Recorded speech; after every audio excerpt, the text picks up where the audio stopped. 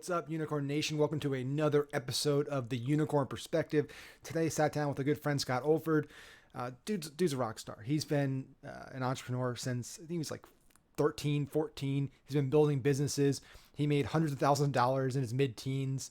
But more importantly than the businesses he's built, I think like 7-figure businesses, maybe actually more than 15 or so. Just a ton of amazing stuff that he's done. But more importantly, now that he's successful, it's like what he's talking about in terms of fulfilling yourself as a human being and what motivates us as entrepreneurs. And once you make it financially, what do you do then? And we had such a great conversation about the kind of the meaning of life and the purpose of doing this thing called entrepreneurship and starting businesses, and why do we really do it? And what do we do once we're actually successful? Really, just thought-provoking, incredible stuff that I always enjoy talking about. So if you're thinking, hey, I want to listen to marketing tips and marketing strategies, this is not the episode for that. There's plenty of other episodes where I talk about marketing strategies and stuff. But in my opinion, this stuff is more important, right? It's the essence, the DNA of what makes a great entrepreneur, and why we really do this thing called starting business. It's crazy, right, from an outsider. And so we just had a great conversation. I love talking to Scott. We can talk for hours about this stuff. We also ended the conversation talking about the future, right? We probably spent about 20 minutes at the end talking about AI, machine learning, robotics, what the future holds for not just businesses and marketers, but also for us as human beings. What is our civilization going to look like in 10, 20, 50, 100, 1,000 years from now? We got pretty deep, but it's stuff that I love talking about. He loves talking about it. He's starting a show about it. So if you're interested in the future, if you're interested in future trends, if you're interested in, hey, what do I do once I'm successful? How do I get to that point? Any of those things, this is an episode you don't want to miss. Enjoy it, and I'll see you on the next one. Cool. Awesome, man. So we're here, we're chatting. We got the camera on. You got the beanie. Where are you at now? I know you're building some type of crazy like treehouse thing, right? Yeah. I saw from Facebook. Yeah. Well, I just moved up. I just moved up to Northern California from Venice Beach. So we did kind of like a 2-1 setup. So we got a place in the forest, like acre of trees, no neighbors, just silence and just like redwood trees, massive trees. It's like out of a movie. It's ridiculous, honestly. So there's that. And then I was like, you know what? I've worked from home my whole life. My wife's an entrepreneur. Both of us working from home. She got a podcast. I'm about to launch a podcast. Our schedule just like started going crazy. Yep. And then if you've like ever spent all your time around your significant other, there's like this weird convergence of like, are we working? Are we not working? And so kind of like the keeping a boundary there, I think is really, really, really, really important. So I actually decided to get a place about 15 minutes away, and I rented a 2-bedroom, 2,200 square foot condo that's like literally, I don't have the camera. I moved the camera, but like right there, like 6 feet away from me is the ocean. So it's like, it's absolutely beautiful. So, and having those two, like having that own creative space and really high energy and that type of thing, that's what I've been craving.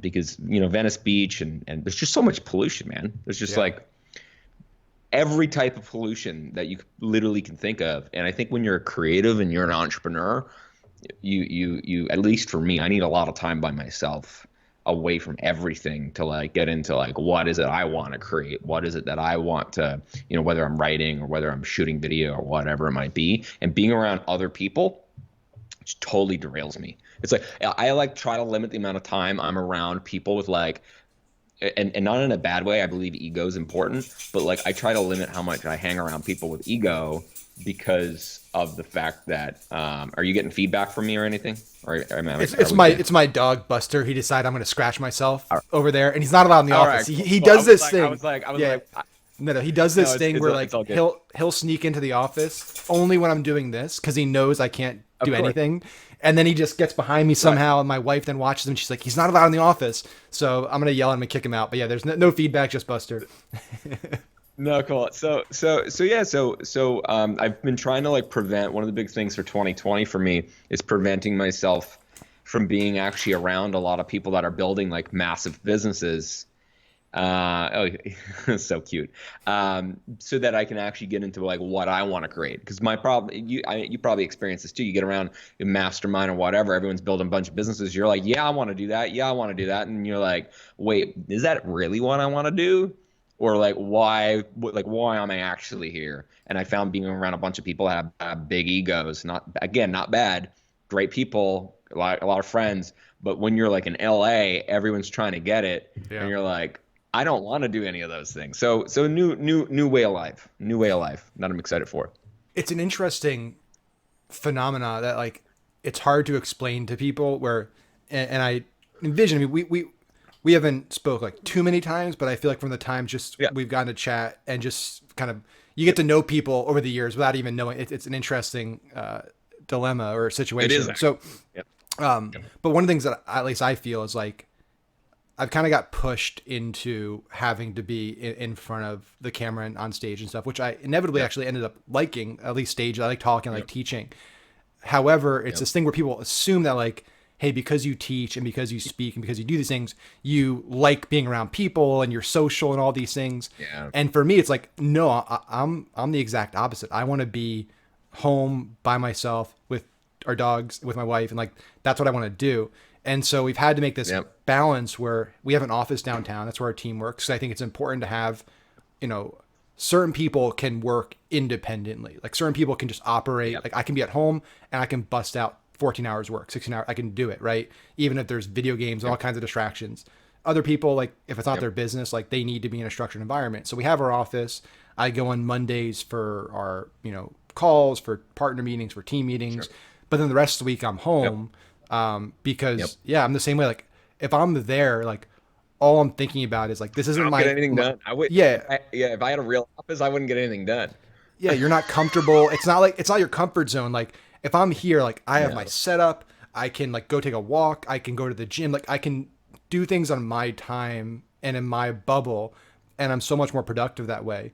And I think it's interesting because you're seeing like companies like Facebook and Google and these big tech companies have built this I want to maybe an illusion is a strong word, but this idea that like if you have a totally open work environment where nobody has offices, no Yep. cubicles, and it's open flow, like people get work done, they're happier and stuff, and maybe they're happier. But I've seen the data and like I've talked to a lot of people who work at these companies, and it's distracting as hell. It's like you're trying to work, and then there's like three dudes playing ping pong over there, and this guy's taking a nap in a nap Yep. pod, and then the chef's coming out like, "What do you guys want for lunch?" It's like it's a hard balance. You want to have a fun environment, but you also need a place to get work done, and everyone works differently, right? Like some people maybe can Yeah. thrive No. in that.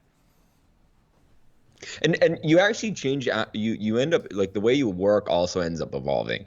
Like I can't work long days anymore. Like I tap out after 6 hours these days. I mean, I remember when I used to. I'm 28. I'm not like old by any stretch of imagination.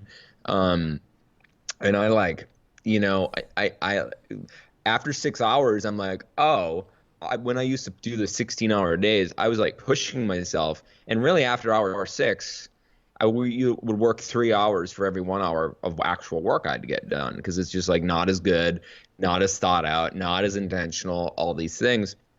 And of course, when you're hustling to like get it, everyone, and I think I'm like the anti-hustler now. I've gone like the opposite way. I used to like, do 16-hour caffeine fueled, monster fueled days every single day of the week.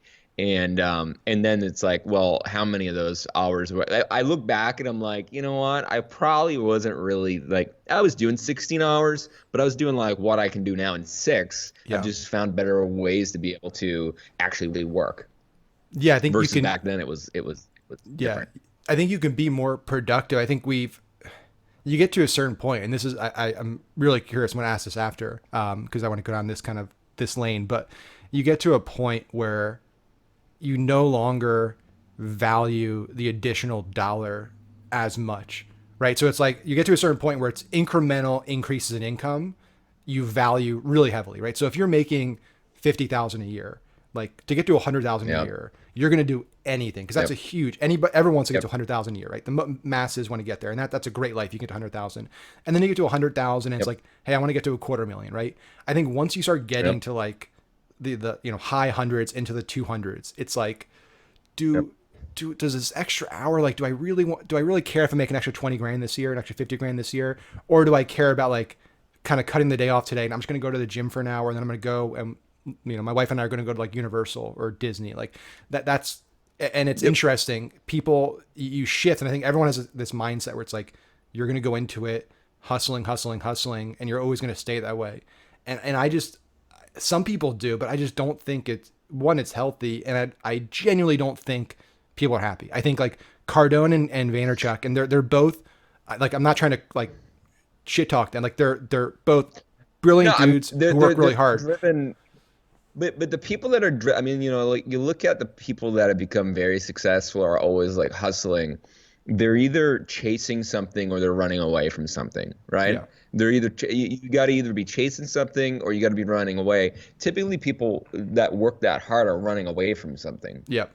Um, and so, you look at that and I mean, Grant's done amazing things. Gary's done amazing things. They'll continue to do amazing things. But I mean, look, I mean, there's no way they're not drinking 4 or 5 coffees a day. The body doesn't have the ability. It doesn't matter how passionate you are. The body just doesn't, like, from everything that I've learned about wellness and health. I mean, I was looking at I was at this mastermind, and one of the top aging doctors in the world, anti-aging doctors in the world, said the number one thing they found on every single study, if you sleep less than 8 hours a day, you're putting, not only are you going to age faster, but your increased chances of almost everything getting worse. Increased chance of cancer, of heart disease, of all these things just go up substantially, right? And I'm the guy that I used to work like, I used to be I used to work like Gary Vaynerchuk. And like, I look at his videos and I'm like, I'm so glad I'm not doing that anymore.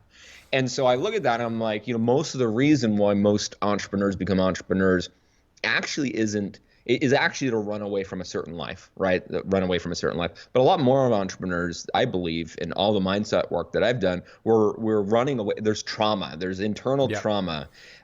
We have an unrealistic level of certainty we want in our life. We're an unrealistic. I don't even say unrealistic, but we have a higher version of certainty or significance that we need in our life more than a typical everyday person. And that's when you find the people that are like the top 0.1%, like the Elons and the Steve Jobs, and like the people that have changed society have had massive levels of trauma that has created them to be that way, for them to care that much and to hurt themselves in that way from a health perspective. And so there's nothing wrong with that. We wouldn't have had the iPhone. We're not going to be able to get on Mars without Elon. It would probably take an extra 70 years. We would have been an extra 20 years without electric cars. Like, all these things, all these innovations take that very small amount of like hurting your wellness in many ways. And so my question always is like, cool, you want to build this business. I mean, I've helped build hundreds of multi-7-figure businesses. I'm on, my 10th, my own.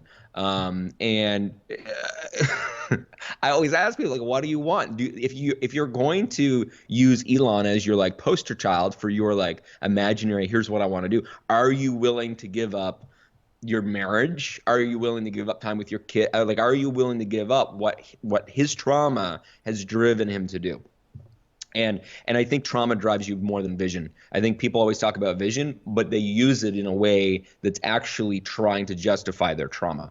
And I think, again, that's all fine. But as an entrepreneur, as a mentor, as somebody that advises other entrepreneurs, I'm always saying, hey, what is it you actually want? And can we, not use your entrepreneurship as the main way to get past that trauma that you're obviously going through? Yeah, it's a great point, and it is, if you do look at the the big examples that we have in the past, and you look at kind of the current rock star entrepreneurs who are just like guys like Kevin Hart, which is like, if you watch like a documentary on Netflix, dude's like, I just watched the documentary. You can just see his trauma. Yeah, you can just see it everywhere, and he talks about it. He talks about it, and he opens up about it, and you look at like his current life. Has relationship issues. He's at all these things. So it's like, yeah, I mean, the guy's freaking Kevin Hart. He's one of the biggest celebrities in history. Just everywhere he goes, but it's like, it goes back to the thing like trauma. It's like, it's almost part of it is because I have insecurities and I have these wounds. like going out and Yep. knowing that I can go out in public and there's gonna be thousands of Yep. people coming up to me. Every stage I go on, there's tens of. I can go to arenas, go to Madison Square Garden, and look out, and there's just tens of thousands of people who are there to see me.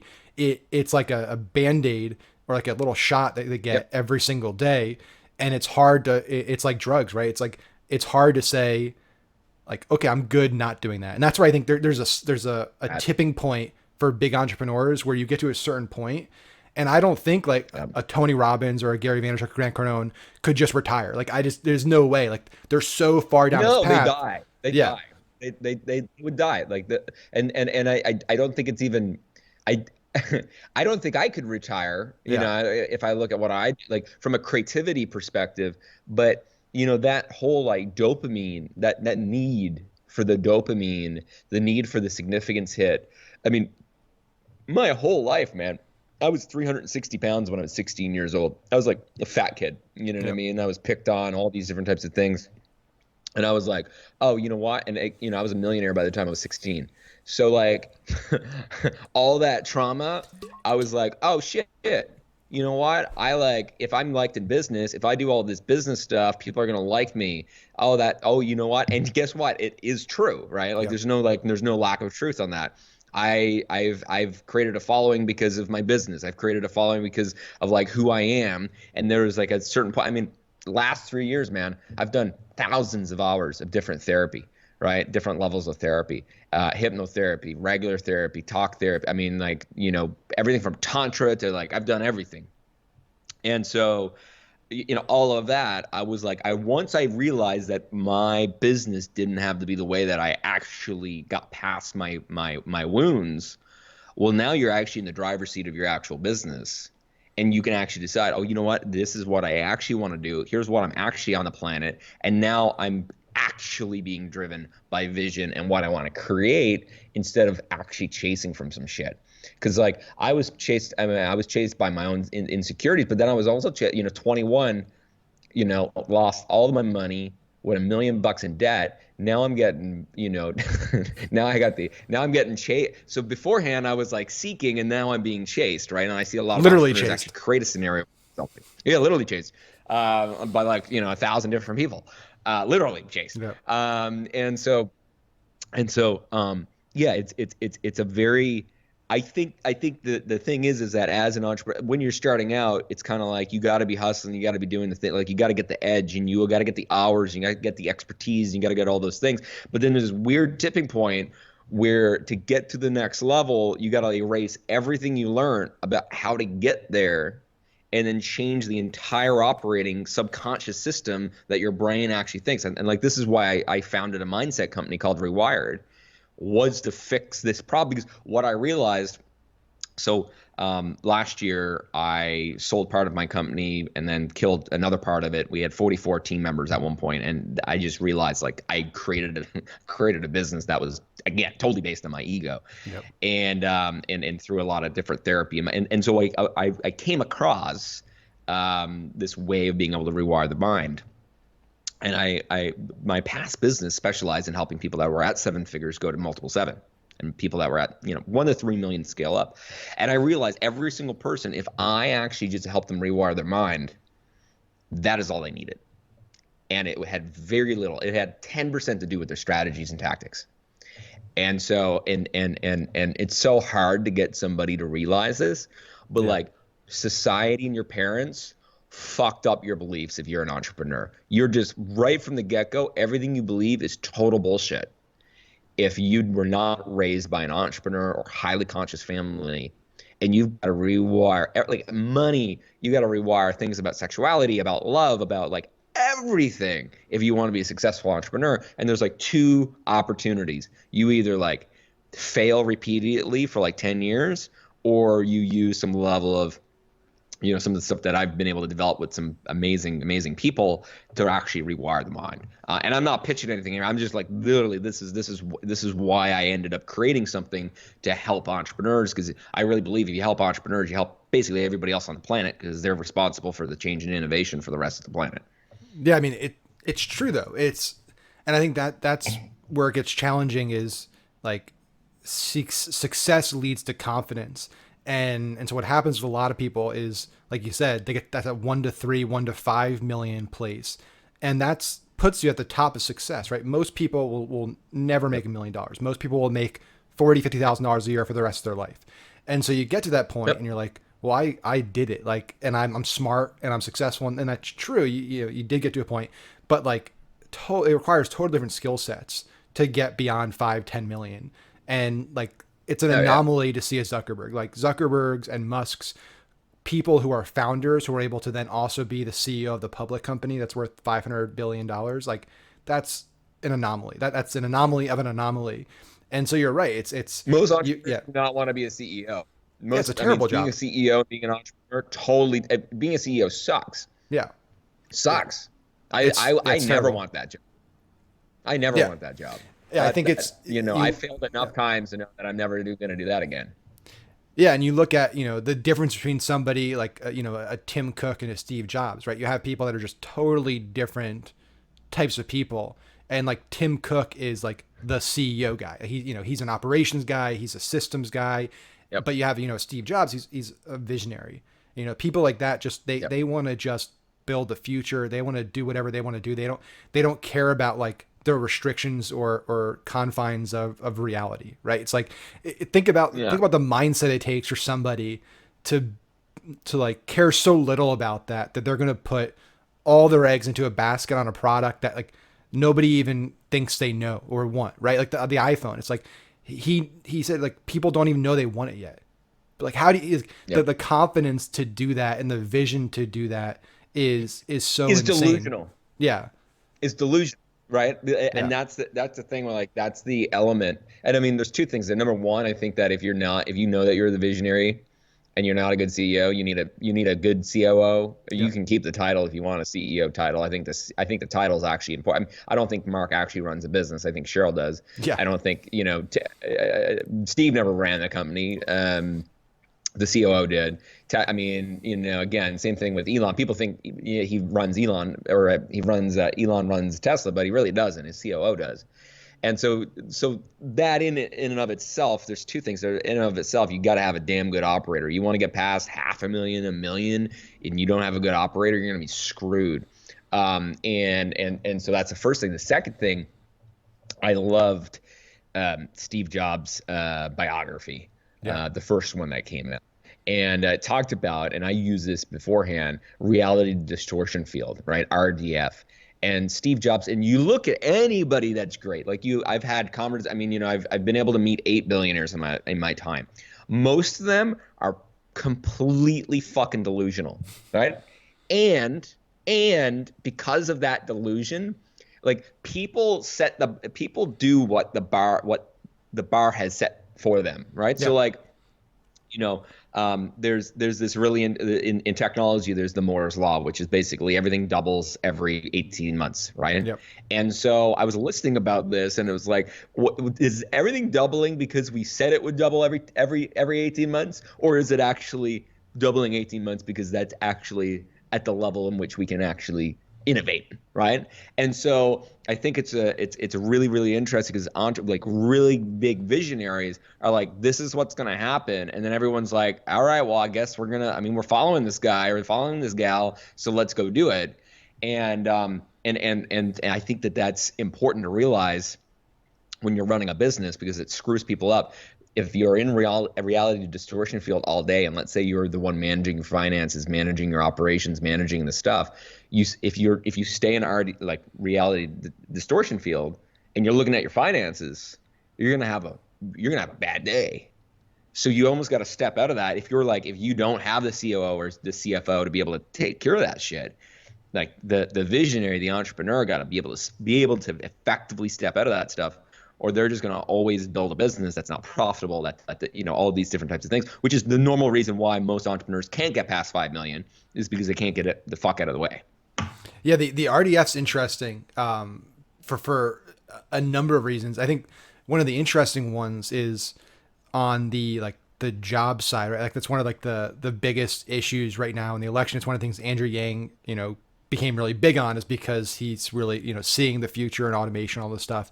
Yep. But it is interesting, even with that, people get stuck in it. So it's not just like becoming a visionary as an entrepreneur, coming up with like products that don't even exist or couldn't exist in the ecosystem because technology is not where it needs to be. But it's also like thinking about, when Henry Ford, came up with the assembly line and made, cars mass market. It's like, you think, oh, well, what are all these jobs of horse and buggies and all these things over here? When the internet became a thing, you have all these people at the time who all they see is what's being taken away, right? You can only see the thing which is that I know that if this happens, all these jobs are gone. So people know that, okay, at some point in the next 10 years, most truck driving jobs will be gone. Most retail jobs will be gone. Most waitress and server jobs will be gone. Like there's huge markets that are just going to be vanished pretty And close. good. My answer to that is good. Yeah. No, who the fuck wants to be who actually is passionate about being a waiter? Who's actually passionate about driving a fucking truck? I'm sorry. If you're passionate about being a waiter, it's because your character is passionate about doing good with whatever you do, not because you actually. Nobody at 7 years old is like, you know what? I want to be a fucking waiter at McDonald's. Yeah. Nobody does. They have a passion for something but they just can't make money doing it. Or there's no opportunity there, so they settle for that. But even beyond that too, it's also just like the other part of me is like we had during Christmas we lost 5 packages. UPS failed to. They just messed up like 5 times, literally 5 times. And part of me is like, well, guess what won't mess up? A machine, right? Like a machine's not going to lose hundreds or thousands of dollars worth of our product and then require weeks of us phone calling and talking to people to get our money back and stuff. But what the people really don't see is that, okay, so something's going to replace these jobs. Something's going to replace this market. And those things we can't we don't even know about. Like they're down the line. But someone's going to have to make them. Someone's going to have to maintain them. Someone's going to have to deliver. Like there's whole new sectors that open up. Like if you said, 30 years ago, 50 years ago, one day the biggest employers are going to make nothing. Like the biggest companies in the world that hire the most people and spend the most money on employees, they're going to literally make nothing. They're going to create this online world that you can go and talk to friends and you can share photos. People be like, you're fucking nuts. Like, no way. Like people are going to be digging for oil and building buildings and skyscrapers. Those are the jobs, delivering stuff. Like it's crazy because that sounded crazy to somebody. If you said that to them 30, 40, 50 years ago, just like today, it sounds crazy to say that, hey, 30, 40 years from now, there are going to be jobs that in sectors and markets that aren't even fathomable today. Right. It's crazy to try to think. It's hindsight's 2020, right? So it's easy to see it, but it's hard to see in the future. Yeah, it really is. It really is hard to see the future, and it also is really hard for people to comprehend that it's going to happen, and it's happening so quickly, right? The podcast I'm about to launch, it's called In the Future, and so it's all about this. And so it's basically the convergence of how entrepreneurs use what's going to happen in the future, because the future's already here, it's just not widely distributed yet.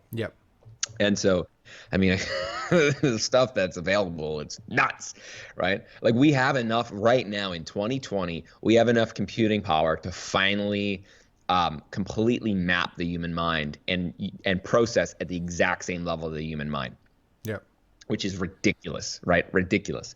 And so, and we're less than 20 years away from singularity, based on everything that I've seen, which is essentially at which point, robots are smarter than we are, which is going to be a lot of fun. So, you look at the next 10 years, a lot of jobs are going to be eliminated, a lot of new jobs, but 30 years, let's go 30 years into the future. I'm really excited for it. And of course, the problem with AI and the problem with all this stuff is like the only thing that we have that AI is like Hollywood making some, like, the AI kills us all and like, everything else. Like that's the only endpoint that Hollywood's ever done, because it's like the only interesting version. You know what I mean?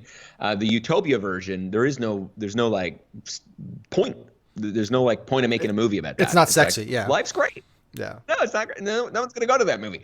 And so, I think 30 years from now, though, it's going to be really interesting, because in school, it's not going to be like, hey, learn this. It's going to be like, what? Like, why were you put here? Right? Why did you end up beating the odds and end up beating the odds of trillions of being able to be here and, do what you want? And I think we're going to get to this kind of, in between us becoming a multiplanetary species, we're going to end up being in a little bit of this.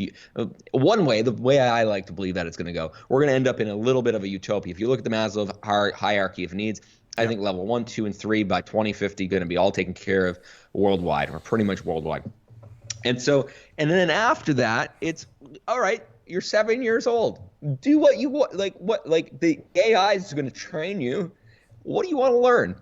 What do you want to put into the world? What innovation do you want to create? And I think we can't think about the fact that we're going to be a multiplanetary species. Like, we can't even fathom that space travels will be available. We can't even fathom that how smart the robots will be. We won't have to take care of anything. We won't have to do anything into that point. And I think the other side, people don't think about, right now we have all these natural resources, and there's more and more abundant. Every year that goes by, there's more and more and more abundance. Like the amount of people that are in poverty now versus 10 years ago is far less. Mm-hmm. The amount of crimes, far less. Everything's far less than 10, 20, 30 years ago.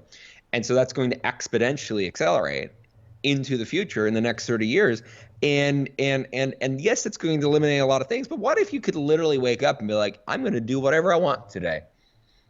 What if humanity had the ability to do that and didn't have to monetize it? It's an amazing thought and place to be, where every human being could genuinely pursue the thing that they're most excited to pursue and passionate about. I guess so. Here's where it gets tricky, and here's where I think we're entering a time where this is the first time this really happened. Is we've obviously went through the Industrial Revolution. We went through these massive turning points in society where industries change and technologies change fast, but it's happened so slowly over time that people have been able to adapt in that generation. I think what's going to be interesting about this is that it's happening so fast, and it's happening faster and faster and faster, that what may end up happening, again, we don't know, this is all just assumption, is that there will be a date, whether it's, people that are 40 and up, or people that are 50 and up, or 30 and up, that just don't have the capacity, just because they've lived so long in the world as it is, to adapt to that, right? Like if I'm a 55-year-old truck driver and I've lived my entire life, I've had a decent job, but I've had structure. Like, this is what I do. I go to work, I drive, and I gave up my passions when I was 16. If now you tell me like, hey, well, guess what? You get, base universal basic income. Here's $4,000, $5,000 a month. You don't have to worry about anything. Like, do what you want to do. Do those people then just say, like, do they just fucking start just staying at home all day on the couch and just like, that's where it gets interesting, is does the ability to pursue your passions motivate somebody to pursue their passions if they didn't grow up in a world where that was the case? I totally agree that at some point, if you're born into this new world, that's what you know, and that's what you grew up doing. But if in this inflection point, this transition period, that's what's going to be interesting, is how to support that group of people through that transition, especially as they get older. I think there's an integration there, but if you ever told me that my grandparents would be, calling me on FaceTime and Facebook and everything else 10 years ago, I'd be like, you're crazy. Yep. Right. Like I would have told you just no. Right. And so I think there's an element of like, you've got to, if somebody, there's only so long. I mean, you look at people, like, there's only so long that somebody, in my opinion, can like not do anything. You know what I mean? There's a certain point where the person's going to be like, figure it out. Right. So like, why does someone stay at home with their mom and play a bunch of video games and that's all they do? Right. Some very, very, very specific, deep-seated trauma. Again, everything comes back to trauma. Like, everything comes back to, trauma. So it's just like, let's just fast forward to 10 years. Yep. And so let's say that everybody, so this is one of the things, one of my moonshots, one of the things I want to work on the next 10 years. I'm sure since you got Marvel in the background, I'm sure you're an Iron Man fan. Yep. And so, picture 10 years from now, a Jarvis-like, kind of like Siri, that is now your coach, your counselor, your therapist, your hypnotherapist, your mindset kind of person. And let's assume that it's free for all, or even, $15 a month. Okay. So picture being able, if you get someone to a higher level of consciousness and a higher level of energy, which is very easy to do with an AI-like system, nobody's going to want to sit around and do nothing, because they're going to start becoming motivated because the things that demotivated them are going to be gone. So That's this true. whole idea, this whole concept of like people are just going to stay at home, I'm like, that's bullshit, right? If like, yes, there's this percentage of population that because of trauma has ended up at a certain level of energy or a certain level of consciousness, and that puts them, there. But if we open up the ability to increase their level of consciousness in a mass way, in a way that's easily adopted through our phone, right? What happens then? And I think that that is what people can't think about because they can't think either they haven't had access to these levels of, and I'm not talking about bullshit doctorate psychology, like a regular talk therapy and like that type of thing. I'm talking about things that really allow for someone's soul to come out into play. I really, really, truly believe that that's not going to become a problem. I think it's going to be a problem that we're going to have to integrate. Like, there's going to be an integration time, Yeah. but 20 years from now, that's not going to be an issue. No, I agree. I think And eventually you figure it out. It's just a matter of how long is that transition period and how do we get through that transition yeah, period. So that's that interesting. transparent. Yeah. I mean, listen. I'm not gonna. I mean, I'm an optimist on this stuff. I'm not gonna not say that the transition period for entrepreneurs, we're gonna be able to make a lot of money on that Yeah. transition period. That is where all the innovation happens, right? The next 15 years, you have the highest, in my opinion, the highest chance to become a billionaire of any other time in society. After 2040, I don't think that that's going to be so easy. Okay, I think everything that's going to be invented is going to be invented by AI. Whoever owns the AI are going to be the people that make the money, and then we can decide how the heck we distribute it. Okay, but if you're and so I'm writing a book right now. It's called In Your Blood. It's in your blood, sorry, and it's going to talk about how you can activate the entrepreneurial DNA because I believe all of us are entrepreneurs. We had that stripped from us about 300 years ago when industrialization and all agriculture kind of happened and so on and so forth. But before that, we were all entrepreneurs, right? You wake up, you go out, you farm your food, you sell your food, you do those things. And so I think there's a period of time where it's going to be a level of hurt for a lot of people, and they're going to have to learn how to adapt and how to evolve. And is that going to be easy? Absolutely not. But it doesn't even matter if you're here and you're making $1 million a year, you're listening to this $1 million a year, and let's say, for example, you got a marketing agency. A marketing agency is going to be very different in 10 years too. Yeah. I was watching this demo with one of my friends, and it was the AI was writing content that was testing better on email marketing than any human was able to do for this company. Oh yeah, we're testing some So crazy stuff now where it's yeah, like we have AI basically measuring every creative we're putting out and it's identifying, hey, was there a person or a face in this, a group, a crowd, and then ranking which elements are performing best. It's doing the same thing with creative, and it's automating a lot of media buying. We're just everything's dynamic rules that are updating in real time, cutting things off. So yeah, it's going to be super different in just a few years, like crazy and different. and let's go one step further. I know we're down a rabbit hole on this. One step further, what happens when your AI is the one ordering all your stuff? Are you marketing to the AI or are you marketing to you then? Because when I go and say, "Hey, get me some toothpaste," actually, it won't know that I want toothpaste. Let's say "Hey, listen, can you order me a new beanie? I want a new beanie. I want it to be white." Right? Which one does it pick? Because I know the AI will know better than I what beanie I want. Right? Yeah. So how do we evolve marketing and advertising in the future when it's our AI deciding for what we actually want? Well, it has to be pure at that point. Then it has to be almost pure awareness based, not direct response, where it's just you're It's so in whatever front your of that eyes. person. Yeah. Yeah, it's whatever your eyes are looking at because we're either going to use glasses or contact lenses to be able to do that. It's crazy. I just this stuff is what I mean, I can talk about business strategy stuff all day long, but this is the stuff that I'm like, how do we invent the future and create a better version of it? No, I agree, man. That's what I like talking about. Is like, I know a lot of people when they do podcasts and stuff, it's like every other marketing podcast talk about marketing and what's your top 3 Facebook ad strategies, and that it just bores the shit out of me. Like I've done so many of them that it's just like I can't talk about it anymore because frankly, it's what you're talking about. It's like it's almost not even relevant. Why even at this point? Why even bother? And I know this might sound crazy for people that are listening, but like, why even bother at this point trying to learn something like that when literally within months or maybe a year or two, it's not even going to be relevant anymore. Like the AI is getting so good that Yeah. all these things like should I launch 3 ad sets in a campaign or 4? Should I use this budget? It's like, Doesn't matter. it won't Doesn't matter matter. because the AI will read the data, it'll learn the data, it'll model it, and then it'll put out the best combination, the best optimized budget. And all you got to do is be creative. I think that the interesting about marketing is it's becoming democratized Yeah. and decentralized, and that allows for anyone to do it, which also makes it more difficult to do it. You know what I mean? Like in a way. And I mean, I think if you're listening to this and you haven't started yet, I mean, we got, in my opinion, we got 3 years left, 3 to 4 years left. If you haven't started your online business by 2025. I don't see the opportunity. And if you don't have your influence built up by then, so I'm launching a book in a couple of months. I don't know when this publishes, but it's going to be June 2020. It's called The Nuclear Effect. And it's essentially how to create the 3 currencies: currency of money, currency of relationship, currency of audience. And, if you're doing this right now, you better get the whole me saying not hustle, you better hustle hard the next 5 years. Because by 2025, who's ever here is here, and whoever's not is going to have a hard time unless they have money or relationship capital.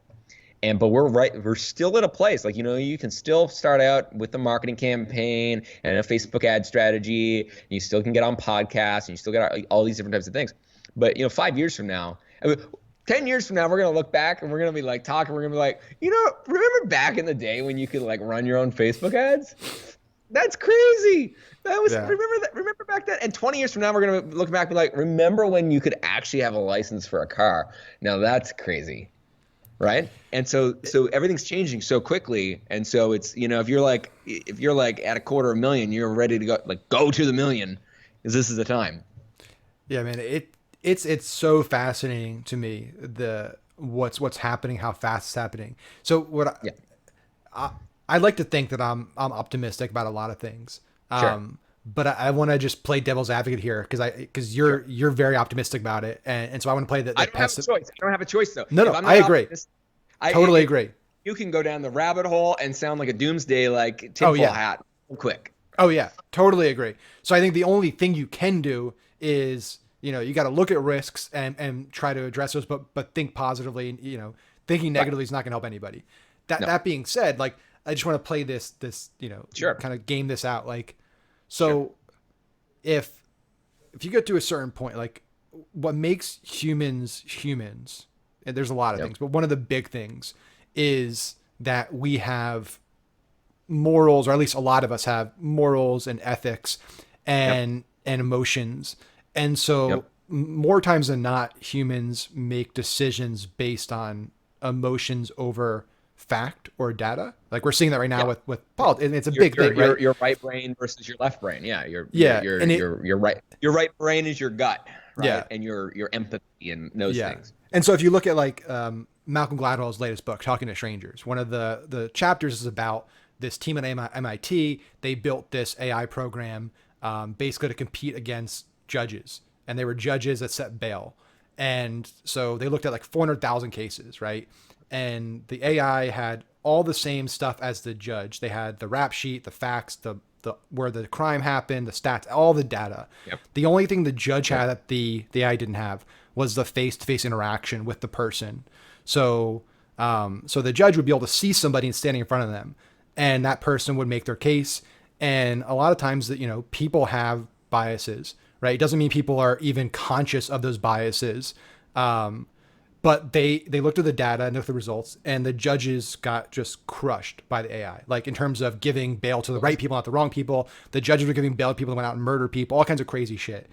And so I guess at a certain point you get to a place where we would never, I'd like to knock on wood, we would never do this. You don't know nowadays, but a U.S. president or a Russian president or a Chinese, president would never launch a nuke to kill 3 billion people because population is growing too fast. We don't have the resources, right? Even if, and this is not me condoning this. I'm just saying, based on just pure facts, if you're playing out the next 500 years of human civilization without thinking we're going to be multiplanetary, let's just say we're on Earth, and Sure. we have finite resources, and that our current Yep. population growth and consumption of those resources, taking into account Yep. technological innovations, we're going to run out of Yep. it, and everyone Yep. dies. And so the Yep. logical thing is, okay, either everyone dies Sure. or a billion people die. So like a human would, Yep. most humans I think that would never make that decision, right? I'm not going to kill a billion Sure. people, even if it saves billions Sure. down the road. And Yep. would a, like, I guess, how do you program that into this system in the future to Yeah. have those, they're flaws, but they're actually Yep. in some cases like good flaws. And that's the only thing, like I'm on the same page with you and all the positive stuff. That's the Yep. only thing that I've been trying to, in my mind, like wrap my head around, like, We how haven't do you figured that. prevent that? We haven't figured that one out yet. We haven't Yeah. because you got to. Okay, so there's a lot of pieces inside of that, right? Yeah. And so it's a typical. So if you look at Google empathy, like they're trying to build AI that has empathy Yeah. for humans, right, from the get-go. Yep. The problem is, though, AI is being built by a bunch of like decentralized people that like think about this, but like scientists don't most of the time. Unfortunately, a lot of scientists and a lot of people that like a lot of technologists and a lot of engineers don't think about the implications of what they're actually building, and they're just building it, right? We're kind of in an arms race to AI right now, right? You got Yeah. Russia, you got China, you got America, basically those India building AI, and right now, I mean, China's kind of leading this, and U.S. is trying to catch up. But it's basically the same thing that happened in the 60s with the space race. Yeah, it's an arms race. Yeah. And before that with the nuclear bomb. And so I think the issue is it's a very real issue. I heard the other day, it's like, we're gonna be the pets of the AI in the future. 100 years from now, we're gonna be AI's pets. You know what I mean? We're just gonna be the cute little fuzzy ones. And I think that it's a very the best version I've been able to at least tell myself, and this could be completely delusional, but sometimes I like living in delusion, is if our Earth have been able to, so there's a whole theory around the parallel universe theory, which is essentially everything's happening at the same time and so on and so forth, and that we're in the best version, right? Or at least we're in a version. The best way I can go to sleep at night is my belief that we are in the best parallel version that there is, and that we'll figure it out just like we figured it out before, or we won't figure it out. And I mean, that's it, right? Unfortunately, I don't think there's any. Unfortunately, I don't think there's any way to build in that, because it's not just the U.S. government building the AI. I agree. It's either you stop. I think at this point it's either you just don't do it or you do it. I don't. Yeah, I agree. I don't think any regulation or anything you put on there. Yeah, I think the best version that I've seen is Elon's theory. Now, there's massive health complications with this, but his Neuralink and converging us with it. I mean, you won't live 100 years from now. In my opinion, 100 years from now, you won't. So think about this: like, we came from little cells, and then we developed the ability to reproduce, and then we developed the ability to be human beings who we are today. And now we're in control of our own biology, right? We're entering a time where we can change our genes when we're born. Yeah. We can converge with technology in the next 20 years. All of those different types of things. I think the best version is we become with the AI. I don't agree with that I like my human consciousness, and yes, I could think that faster, blah blah blah blah.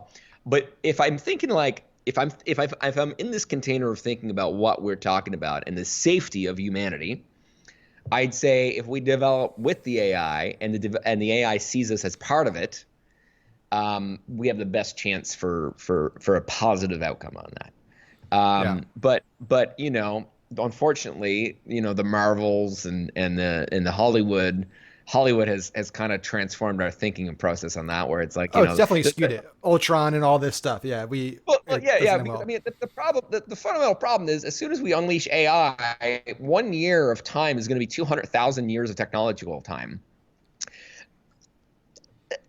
You can't think about what's going to happen 200,000 years from now. Yeah. And so the other piece of it is that, I think the optimistic side is to say, when AI reaches singularity, we are going to open up the ability to the rest of the universe. The rest of the universe is going to awaken for the first time. as far as we know, nobody else is living out there. We are going to be able to awaken it for the first time, which is going to make it so we can have as many people as we want. We can reproduce as much as we want. We can do whatever we want. We have more money and more resources and more abundance than we literally could ever use if we start tapping into the universe, and that becomes a thing. And so I think that that's the only like that's the only way I see it going, where it's like, okay, that's a positive outcome, which is the one I like to believe. Yeah, no, I think it does not help to be negative or a doomsdayer. Although people really like that. So I'm gonna ask you. I'm gonna ask you one more question. I know this is probably not the smartest question to ask with like 5 or 6 minutes left to chat, but we'll have to. Sure. We definitely want to do this again and spend more time with you because we just Sure. hit it off. So what do you think happens to politics and religion 40 years from now? Like post Singularity, what do you think? Because and I haven't asked you these things. Like me, I'm not a super religious person. Me neither. My dad's Jewish, my mom's Catholic. Like we weren't raised either. I mean, I went to church and Yep. synagogue. I think I've experienced religions. I've read the Bible. I've read the Quran. I've Sure. read these books and I understand the history of them. You Yep. know, I guess does at a certain point it just those institutions get wiped out once we hit a certain point Yeah. technologically. Yeah, well, I mean, I think, I grew up Christian. I grew up until I was, 17 or 18, and found spirituality along the way that I wouldn't say is from a religious perspective, but I think we're all spiritual, Yep. in some element. So I think the future war, the religious war that's going on today in our planet, I think it's going to be who is AI and who's not, who's implanted and who's not. I think we're going to have one currency, cryptocurrency. I think, and I don't want to go too deep down this rabbit hole, but I mean, there's a rabbit hole that you can Yeah, go down definitely. where you're like, you read the very last book of the Bible and you're like, we're kind of creating that right now, aren't we? Hmm. And there's always this back in my mind, if you look at transhumanism and there's this theory that we are creating God through what happened in the Bible. We're creating one world currency through Bitcoin and cryptocurrency. When we get to the point, so one of my friends, he's a billionaire inventing basically the ability to upload your consciousness. And I think his whole concept is the fact that when you upload your consciousness, that will be the effect of the rapture that they talk about in the Bible. Now, I don't necessarily. I have no belief system on this. I just see it, right? I Yeah. see it. I'm open to everything. I found that the more I'm open to everything, the more successful I become in life and more happier and fulfilled. So I think the bigger thing is going to be, are we going to? Who's going to decide? Hey, do we get a chance to? Do we get a say into do we implant the chip or not? That is going to be the next. That's going to be one. And number two, are we going to travel the cosmos and become a multiplanetary species? Who owns the planets? Right? Are they commercialized, or are they the way that they are? And then further than that, AI can run the world far better than we could run the world. I mean, we're doing a great job of running the world. From my perspective, from a political perspective. Yep. I agree. So I think there's a lot. I think there's going to be. I can't remember who said it. I think it was Einstein that said it, that the future is going to be those who believe in the cosmos and those who don't. Right. The battle is going to be about those who believe in the cosmos and who don't. I think that's going to be a big debate. I think though, there is there's a very strong undertone from a lot of the people that are futurists and that are building the future, and there's a major parallel between this book that apparently has been written 2,000 years ago or in the past 1,500 years, and what's happening. And the thing is that a prophecy, or is that we've read the book and said, hey, let's build our own god? Or is it? And this is where you just get these Or is it crazy. that has nothing to do with it? Yeah, or Or has yeah, I mean, nothing to do or with beyond that, it's or is it that in the future we've developed the capacity and ability and technology to travel time by understanding that dimension, and we went back and these texts were written about something that actually happened. You could I go down believe this that's rabbit hole of like I believe crazy that's stuff. totally. I believe that's totally possible because I really truly believe time is a complete illusion that can be hacked. Haven't figured out how, but there's like this little like inside of me that like time is a very much of an illusion, and you can speed it up, slow it down as you might like, and your brain can understand it differently. Your frontal cortex can understand it very differently, which I think is why certain people are better at being productive than others. Yeah. No, but I'm with you on that. I mean that it's an out there theory, but I think the next 100 years are going to be based on shit that feels out there, and I think the next 100 years is going to be like going back 300 years ago and talking about electricity. And people would, people would think that's witchcraft 300 years ago. I mean, having this would be the highest form of witchcraft 300, Yeah. 200 years ago, 100 years ago. Let's just call it 100. This would be pure witchcraft. They'd probably burn you at the stake 200 years ago to have that thing. Yeah. So I think There's this face that's talking, it's telling you things. It's crazy. Like, whoa, hold on, what's going on? So I think the next 10 years are going to be really interesting. The next 100 is mind blowing, and but good questions, good conversation. I enjoy these conversations like this because it makes for me, and I know we got close, but for me, conversations like this make it so that once you've done so many repetitions. I've been doing this business stuff since I was 7. You know what I mean? I've been selling eggs when I was 7, made my first 20,000 between 7 and 8. If I'm just talking about business strategy, man, I can't, 11 cool tips to do. Yeah, I can do that all day, but like this makes it so it's actually, hey, here's what I'm going to do about it. And I think that that's the power of getting, and you've experienced this as well. We both experienced this. Once you have a certain level of money, now you're like, oh my God, now let me actually dive into things that really matter and allow for the future of humanity to evolve. And I think that that's for anybody that's listening here. Yes, it's cool to have the nice car and to have the house and have security, but that is when your like life's purpose really like activates. Yeah, I agree 100%. So I definitely want to I want to do this again. Like let's definitely schedule another time to chat. Because we just talked about like a component of the future. There's so much stuff to talk about. And when and when you do your podcast, I'd love to come on and chat about this stuff because I love this. I can talk about it for hours. Definitely excited about your book. So when that comes out, let me know. I definitely want to read that. And I know you didn't put anything that you wanted to plug or whatever, but if you change your mind, like you're more than welcome to do that anywhere people can. Thanks. If people just want to, because what I'd say is like not even plugging anything or pitching anything, because I know you don't need to, but if people are watching and listening right now and they're like, hey, like I'm really digging what this guy's saying and I want to hear more about what he says, I think that's almost like a benefit for everyone. So I'd love, like, where's the best place you're sharing right now? You're sharing content and ideas. Just about, I mean, from ScottOldford.com, you can find all the things. I have an element of this futurism stuff, an element of the mindset stuff, and then an element of the good old, hey, how to get the multiple 7-figure stuff, which is what I'm mostly, I guess, famous for, right now at least. And from there you can kind of dive into all sorts of different things, whatever your interest is. I mean, maybe you're interested in it all. Maybe you're interested in the futurism stuff, which is where my major passion lies right now. Love it, man. Well, thank you so much. Have a great rest of your day. We'll see you all next week.